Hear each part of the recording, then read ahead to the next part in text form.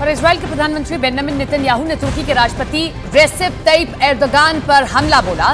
Netanyahu ने कहा कि वो तुर्की से लेक्चर नहीं लेंगे।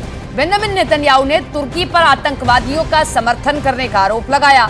नेतन्याहू ने यह भी दावा कर दिया कि तुर्की अपने शहरों और गांवों पर बमबारी करने के लिए जिम्मेदार है।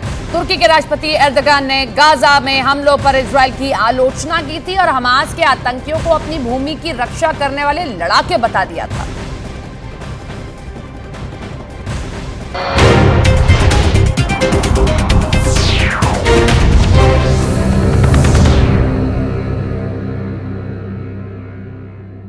चलो हटो। आम लोगों की जान पर बनाई क्योंकि वहां 2000 से ज्यादा लोग मौजूद। हालांकि इजराइल ने दावा किया कि उसने किसी आम इंसान को निशाना नहीं बनाया। उल्टा उसके सैनिकों ने कोशिश की कि वो अस्पताल में मौजूद आम लोगों की सुरक्षा का ध्यान रखें और ये सुनिश्चित करें कि उनकी गोलियों की चपेट में कोई भी आम इंसान ना आए। हमले के इस चरण में इजराइल की सेना उन जगहों को निशाना बना रही है जहां हमास के लड़ाकों के छिपे होने की आशंका है। इजराइल की सेना ने गाजा में जमीनी हमला शुरू करने से पहले ही 3 चरणों का ऐलान कर दिया था।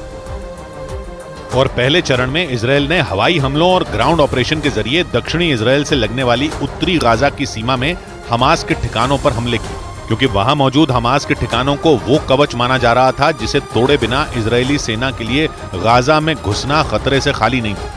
इसीलिए पहले चरण में इजराइल ने उत्तरी गाजा की सीमा पर मौजूद हमास के एक-एक ठिकाने को चुन चुन कर तबाह किया।